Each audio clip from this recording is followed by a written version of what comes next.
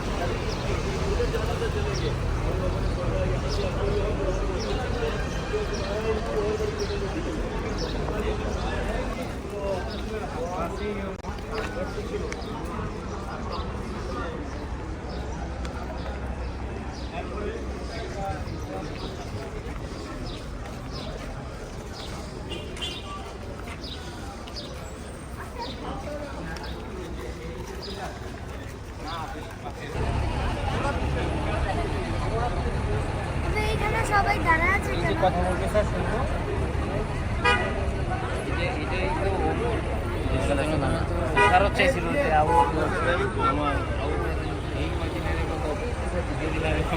পাহাড়টা বড়, ওইখানে দেখতে পাবেন ওই যে লোক কিন্তু উপরের দিকে উঠতেছে, দেখছেন, দেখতে পাচ্ছেন কিনা? এই যে হ্যাঁ হ্যাঁ, এই যে সাদা সাদা ছোট ছোট লোকজন উঠতেছে উপরে। এই পাহাড়টার নাম হলো জাবালে সাওর। জাবালে সাওর, আমাদের দেশে বলে সুর, মধুর শব্দটা কি সাওর, জাবালে সাওর। দাঁড়ান তো, বোনেরা একটু চেপে যান, এই জন্য এই দিকে আসতে বলছে, সামনে দিকে আসেন।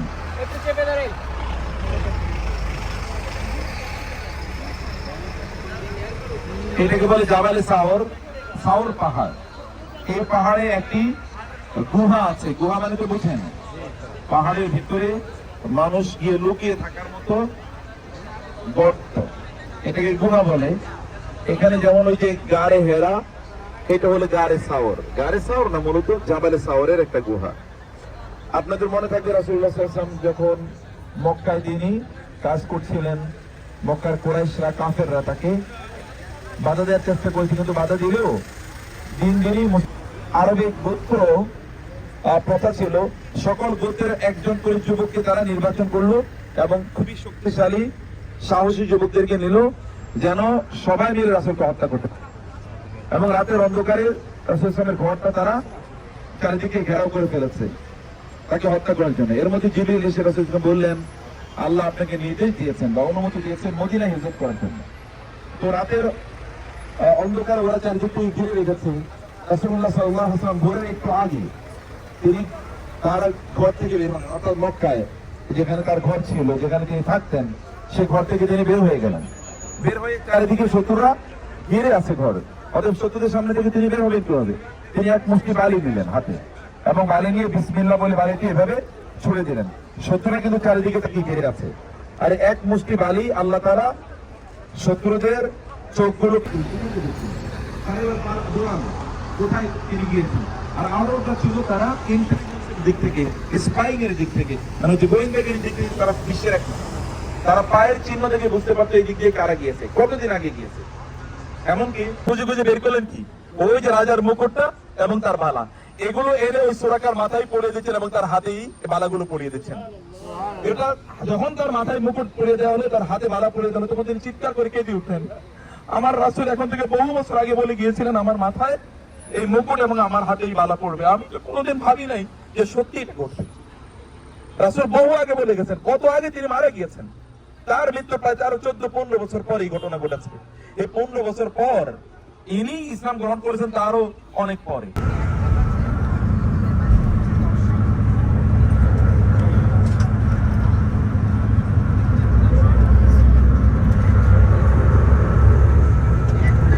এই সমস্ত টাকা আমি তোমাকে এখানে দান করলাম। তখন মানুষ বলবে, হায় রে, দুনিয়াতে যদি আমার কোনো দোয়া কবুল না হতো, বরং সব দোয়া যদি এই আখিরাতের জন্য রেখে দেওয়া হতো, এটাই আমার জন্য বেশি কল্যাণকর হতো। এই জন্য আমি আবারও বলছি ভাই, এই যে আমরা যেখানে আছি এখন, একটু খেয়াল করেন, বাম পাশে এটা মসজিদে নামেরা বলা হয়। মসজিদে নামেরার একটা বৈশিষ্ট্য হলো কিছু অংশ আরাফার মধ্যে, কিছু অংশ আরাফার বাহিরে। তো আরাফার বাহিরে যারা যদি থাকে তাহলে তার কিন্তু হজ হবে না, আরাফার থেকে হজে অংশগ্রহণ করতে হয়। আমরা যে খুতবা দিতে দেখি আরাফার ময়দানে, এই খুতবাটা এখান থেকে দেওয়া হয়, এই মসজিদে নামেরা থেকে। আমরা এখানে নামবো, তাই না? একটু নামবো তো? হ্যাঁ, আমরা এখানে নামবো মসজিদে নামেরা। আমার মনে আছে আমরা গত আগে এক সফরে মুক্তার ভাই, আমি এবং আমরা যারা ওই যে আমাদের সাথে ছাত্ররা আসছিল, আমরা এখানে মাগরিবের নামাজ পড়েছিলাম এবং আমাদের বিশ্ববিখ্যাত হাফেজ জাকারিয়া এখানে মাগরিবের ইমামতি করেছিল, আলহামদুলিল্লাহ। তো আল্লাহ পাক সেই সফরে আবার আমাদেরকে এনেছেন। বলছিলাম যে এই দোয়া কবুলের এই সময়গুলো যেন আমরা হারায় না ফেলি পুরো সফরে। এবং বায়তুল্লাহ তো বিভিন্ন জায়গা আছে আপনারা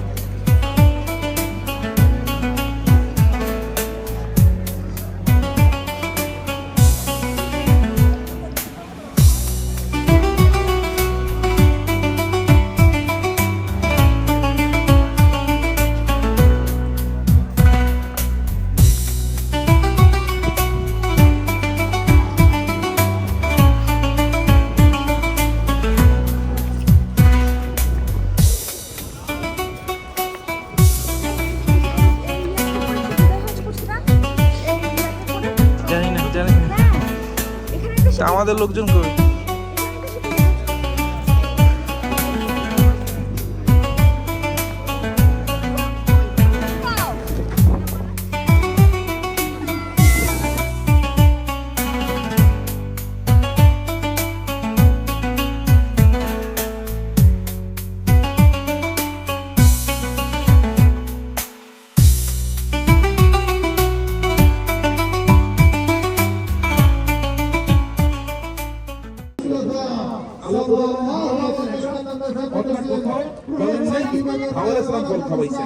বরং আল্লাহ বলেছেন হয় আদম খাইছে অথবা দুজন খেয়েছে। কারণ ইনকাম করার কাজ হচ্ছে পুরুষের, পুরুষ ফল নিয়ে আসে তার স্ত্রী দিয়েছে, স্ত্রী মিলে খাইছে। আর আল্লাহ সুবহানাহু ওয়া তাআলা আদম আলাইহিস সালামকে তো জমিনের জন্য তৈরি করেছেন, অতএব জমিনে তিনি আসবেন, এতে কোনো ইস্যু না। তো এখানে এই কারণে এই যে পাহাড়টার কথা আপনি দেখছেন, যে পাহাড়ের কথা বলছে, আবার যে পিলার, এই পিলার যেহেতু একটা কি বাঙালি তো মানে হচ্ছে প্রেম এবং কবিতার জাতি, বাঙালিরা এই দুইটা নিয়ে বাইসা থাকে। অতএব এখানে আসার পর এখানে আরো আগের যুগে, এখন তো আর নাই, তো এখন থেকে 4-5 বছর আগে দেখতেন এখানে নাম লেখা আছে শিরাইন, ফরহাদ, লাইলি, মজনু, মানে যেই ব্যক্তি বিশেষ করে ইয়াং পোলা পায় না এসে তার যারে বিয়ে করবো কয়েকদিন পরে এরকম কারো নাম লেখা যায়। বুঝতে পারছেন? আল্লাহ এখানে আদম হাওয়া একত্রিত হয়েছে, আমরাও যেন একত্রিত হইতে পারি এরকম। এবং এই কারণে এগুলো এখন সব বন্ধ করেছে, এখন কিন্তু কেউ উঠতে পারে না। আর এই যে দেখছেন কেমন দোয়া করতেছে, মনে করছে যেন এখানে দোয়া করলে কবুল হবে। এইটা শুধুমাত্র 9 তারিখে সূর্য পশ্চিম দিকে হেলে যাওয়ার পর থেকে সূর্য অস্ত যাওয়া পর্যন্ত 9 তারিখেই কেবল এখানে দোয়া কবুল হয়। অন্য কোনো দিন এখানে দোয়া কবুল হবে এরকম কোনো গ্যারান্টি নাই। অতএব এখানে দোয়ার কোনো কিছু নাই। এখানে আমরা তাইলে কেমন দেখতে এসেছি, কারণ সবাই তো হজ করতে আসতে পারবেন না, এই কারণে আপনি একটু জিনিসটা দেখা গেলেন। এখানে কোনো নতুন করে দোয়া কিছু নাই, কিন্তু ওই তারিখে এটা এতটা মর্যাদাবান, যারা এখানে হাজি হিসাবে আসেন তাদের তো আল্লাহ মাফ করে দেন। যারা হজ করেন না কিন্তু ওই তারিখে রোজা রাখেন, আল্লাহ তাআলা তাদের কি করেন 2 বছরের গুনাহ মাফ করে দেন। কয় বছরের? কারণ আপনি কেবল রোজা রাখছেন, হাজিদের সাথে একাত্মতা ঘোষণা করে রোজা রাখার কারণে আল্লাহ তাআলা 2 বছরের গুনাহ মাফ করে দেন। এই জায়গায় আমরা ইনশাআল্লাহ আল্লাহর কাছে দোয়া করি, আল্লাহ যেন আমাদেরকে এই জায়গায় জিলহজ মাসের 9 তারিখে আসার তৌফিক দান করেন। আমিন। আল্লাহুম্মা আমিন। আল্লাহ কি দিতে পারেন না? আল্লাহ তো মুহূর্তের মধ্যে কাউকে প্রধানমন্ত্রী থেকে তাকে কি ফকির বানিয়ে দিতে পারে, আবার মুহূর্তের মধ্যে কি ফকির থেকে তাকে প্রধানমন্ত্রী বানিয়ে দিতে পারে, পারে না? আমার দেশে এরকম নজির আছে। মুহূর্তের মধ্যে আল্লাহ তাআলা এমন লোকের যারে এর আগে বঙ্গোপসাগরের টুপ দিয়ে সুবহানাল্লাহ কথা বলে এখন থেকে সেই রাষ্ট্র চালায়। It happens anywhere, everywhere it happens. অতএব এরকম একটা জায়গায় আপনারা আছেন, আপনারা যাইতে যাইতে দোয়া করেন আল্লাহ আমরা যেন এই জায়গা বেশি বেশি আসতে পারি ইনশাআল্লাহ। এবং আমাদের কি বলে শফিক ভাই যেন আসতে পারেন, ঠিক আছে? আমরা শুধু দেখে আছি যেন আপনাদের ভালোবাসা তৈরি হয় এই জায়গাগুলো। এগুলো কিন্তু শাআয়ের, যালিকা ওয়া মান ইউআযযিম শাআইরাল্লাহি ফাইন্নাহা মিন তাকওয়াল কুলুব। এগুলো হচ্ছে শাআয়ের, মানে এখানে আসলে আল্লাহর কথা মনে পড়ে। ওয়াতাল্লাহু লিল জাবিন ওয়া নাদাইনাহু আন ইয়া ইব্রাহিম ক্বাদ সাদ্দাকতা রুইয়া ইন্না কাযালিকা নাজিল মুহসিনিন। যেখানে আল্লাহ তাআলা ইসমাঈল আলাইহিস সালামকে জবার জন্য ইব্রাহিম আলাইহিস সালামকে নির্দেশ প্রদান করেছেন, সেই জায়গাটি আমরা অতিক্রম করব। এবং আরেকটা জায়গা আমরা অতিক্রম করব, এটাকে বলে ওয়াদি মুহাসসার। ওয়াদি মুহাসসার মানে হচ্ছে সেই জায়গা যেখানে অনেক বেশি আফসোসের জায়গা। সেটা কোনটা? তা হলো আব্রাহা যখন তার বাহিনীকে নিয়ে বাইতুল্লাহ ধ্বংস করতে আসে, যেখানে আল্লাহ তাআলা 1250 বছর আগে 1250 বছর আগে খলিফা হারুন রশিদ তিনি রাষ্ট্র পরিচালনা করতেন, তিনি খলিফা ছিলেন। একবার হজ করতে আসলেন, হজ করে এসে দেখলেন আরাফাতে এখানে মিনায় মুজদালিফায় মানুষের পানির খুবই সংকট, মানুষ পানি পাচ্ছে না, তাদের কষ্ট হয়। তখন তিনি তার ইঞ্জিনিয়ারদেরকে ডাকলেন, ডেকে বললেন যে আমি এখানে পানির ব্যবস্থা করতে চাই। তারা বললেন কিভাবে পানির ব্যবস্থা করবে, এখানে পানি কোনো আয়োজন নাই। বলো এখানে পানির ব্যবস্থা করতে হবে, যা করার সব করো। তারা খুঁজে দেখলো এবং তারা ওই যে কালকে আপনারা যাবেন তায়েফে, হুনায়ুন নামক একটা জায়গা আছে, সেই হুনায়ুন থেকে এখানে পানি আনতে হবে। বলা হলো যে পানি এখানে দিতে হলে হুনায়ুন থেকে আনতে হবে। এখন পানি ওইখান থেকে প্রায় 40 কিলো। মানে আমরা যদি বলি খলিফা, তো তার স্বামীর সম্পত্তি তিনি হাত দেন নাই, বা তার স্বামীর কাছ থেকে তিনি 1 পয়সা নেন নাই। তিনি বলেন আমার সম্পদ দিয়ে করবো। এবং 950 কিলোমিটার রাস্তা সেই ইরাক থেকে এখানে পর্যন্ত 950 কিলোমিটার রাস্তা তিনি তৈরি করে দিয়েছিলেন তার নিজের অর্থায়নে। আমি বলবো যে একজন নারীর গল্প আমি আপনাদেরকে বলেছি, বোনেরা আমার যারা এখানে আছেন, আমাদের তো অনেকেরই কতটুকু গয়না আছে, কত বড় বাসা আছে, কত জামা কাপড় আছে, কত স্মার্ট ডিভাইস ব্যবহার করতে পারি, কত কসমেটিক্স ব্যবহার করতে পারি, শাড়ি চুড়ি ইত্যাদি নিয়ে আমাদের খুব আগ্রহ। কিন্তু আল্লাহর দ্বীনের জন্য একজন নারী 1200 বছর পর্যন্ত এই এখানকার যখন রাজা হন যে আব্দুল আজিজ পর্যন্ত 1925 সাল থেকে 1928 সালে পর্যন্ত 1948 সালে এমনকি 1972-74 সালে কিন্তু এখানে পানি দেওয়া হতো এই জায়গা দিয়ে মানুষকে, যখন পানি এতটা অ্যাভেলেবল করা যায় নাই। ওই মিনাত তাবু এখানে মূলত 3 দিন হাজী সাহেবরা অবস্থান করে থাকেন। এই মিনাত তাবুতে অবস্থানের সময় 3 রাত এখানে থাকে, এখানে নামাজ আদায় করা এবং এখানে জিকির আজকার করা, এটি হলো মূল ইবাদত। তো এই জায়গাটাতে আপনারা মিনার জায়গাটা আমরা অতিক্রম করছি। মিনার কিছুক্ষণ পরে আমরা ওয়াদি মুহাসসার যেটি আমরা বলেছিলাম সেটাও আমরা ইনশাআল্লাহ অতিক্রম করব এবং ইসমাইল ইসলামকে যেখানে জবাই করার জন্য চেষ্টা করা হয়েছে সেটা করবে। আমাদের ড্রাইভার আজকে খুবই ক্ষিপ্ত অবস্থায় আছে, সে বাস্ট হয়ে যাওয়ার মতো অবস্থায় আছে। কারণ হলো আমরা ওয়াদি মুহাসসার মসজিদ খাইফ বাম ওকে, এই এটা একটু আপনারা বাম দিকে একটু তাকান, আমি একটা জায়গা আপনাদেরকে দেখাবো। আচ্ছা, এই যে জায়গাটা এগুলো হচ্ছে আপনার ট্রেন স্টেশন। হ্যাঁ হ্যাঁ ভাই সামনে উপরে, হ্যাঁ আচ্ছা একটু যান, আপনার একটু বাম দিকে তাকাইতে হবে, তাকাতে হবে বাম দিকে। আরে সামনে সামনে, হ্যাঁ একটু এই যে বামে একটা জায়গা দেখাচ্ছেন, বামে একটা জায়গা একটু দেখাচ্ছি আমি, আমি তো দেখতে পাচ্ছি না এই জন্য দেখতে পাচ্ছেন। আজ এই ছোট ছোট পিলার দেখতে পাচ্ছেন না, এই পিলারটা হচ্ছে সেই জায়গা যেখানে ইসমাইল ইসলামকে জবাই করার জন্য নিয়ে আসা হয়েছিল।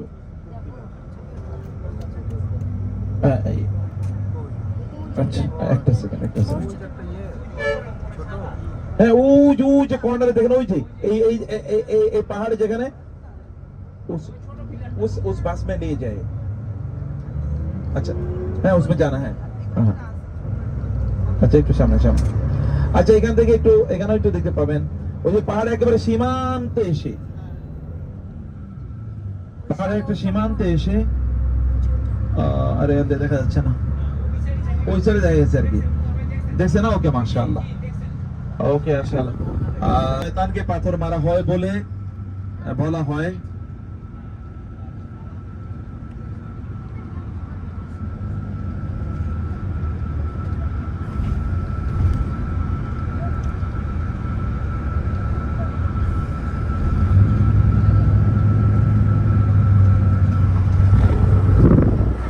মতো দেখা যায়, দেখতে পাচ্ছেন কিনা? ওই দেখেন ওই যে হেলিপ্যাড হেলিকপ্টার নামলে ওই যে হেলিপ্যাড দেখতে পাচ্ছেন না? এগুলো এখানে 1 2 3 এখানে 3টা জামারা 1 2 3 আছে, এদিক থেকে ওই দিকে এই 3টা জামারা। এই জামারা গুলোতে পাথর মেরে ওই যে হেলিপ্যাড, হ্যাঁ এইখানে পাথর মারা হয় আর কি। এই 3টাই হলো সিম্বল। এখন আমাদের দেশে বলা হয় এখানে শয়তানের পাথর মারি, শয়তান তো ভাই আমাদের সাথেই, বাংলাদেশে বেশি, এখানে এত শয়তান কই যাবে? তাহলে এটা একটা সিম্বল, যেটা আগে বলছিলাম যে আল্লাহ অসন্তুষ্ট হন এমন সকল কাজকে আপনি এখান থেকে তাড়িয়ে দিচ্ছেন, এই অনুভূতি নিয়ে এখান থেকে যাবেন। এই যে এখানে মানুষ একবার ওই যে 3-4 বছর আগে এখানে ঢুকার আগে ওই যে পায়ে এভাবে লোক মারা গেল যে এই জায়গাটাতে, এখানে উঠার আগে। এখন আল্লাহর রহমতে এগুলো এত সাইন্টিফিক্যালি ম্যানেজ হয়, এখন আর বাইরে যদি দেখবেন যে ওই যে আরো হেলিপ্যাড, ওই যে আরো হেলিপ্যাড 1 2 3 দেখা যায়। এখানে আসলে এটা হেলিপ্যাড, কারণ এখানে ওই যে যারা ধরেন বিশ্বের বিভিন্ন দেশের রাজন্য বর্গরা আসেন, আবার এখানকার রাষ্ট্রপ্রধানরা তারা এখানে এসে ওইখান থেকে, এমনকি ওই যে শেখ সুদাইস সহ ওনারা এখানে নেমে তারপরে পাথর মারেন আর কি। দুই পাশে তাবু দেখতে পাচ্ছেন, যা দেখতে পাইছেন এর চেয়ে বেশি আজকে আর দেখানো যাবে না। গুহা, এখন বলেন এই পাহাড়ে কেমনে উঠছে বলেন তো, একবার চিন্তা করে দেখেন তো। একবার চিন্তা করেন, এখন তো আপনি উঠতে তো পারবেন, কারণ একটু মসৃণ কিছু করছে, লোকেরা উঠতে উঠতে রাস্তা তৈরি হয়ে গেছে। এখানে তো তখন এত লোক উঠে নাই। এর চেয়ে আশ্চর্য বিষয় হলো খাদিজাতুল কুবরা রাদিয়াল্লাহু তাআলা মাঝে মাঝে রাসূলকে দেখতে যেতেন এবং খাবার নিয়ে যেতেন তার জন্য। কিভাবে একজন নারী উঠতেন বলুন তো? এবং ওই নারীর বয়স কিন্তু 20, 25, 30 এরকম না, তার বয়স কিন্তু তখন কত? রাসূল সাল্লাল্লাহু আলাইহি ওয়াসাল্লামকে যখন বিয়ে করেন তখনই তার বয়স 40, যখন তিনি নবী হন তখন তার বয়স 55 বছরের একজন নারী, তিনি ফ্রিকুয়েন্টলি এখানে উঠে যেতেন আর রাসূল সাল্লাল্লাহু আলাইহি খাবার নিয়ে তাকে দেখতে যাওয়ার জন্য। তা আমি যেহেতু আমাদের এই ভদ্রলোক আমাদেরকে নামার সুযোগ করে দেয় না, দেয় নাই, অতএব সামনে যে দেবেন এটা তো আমরা ড্যাম শিওর। সে জায়গা বলবেন, আমরা 3টা জায়গা অতিক্রম করবো। একটা হচ্ছে যে খাদিজাতুল দুনিয়ায় যে সকল লোকেরা হাত গোনে অথবা ধরেন আপনার রাশি গোনে ভবিষ্যৎবাণী করে, এই সকল অথবা বিভিন্ন ধরনের জিনিসের উপর ভিত্তি করে তারা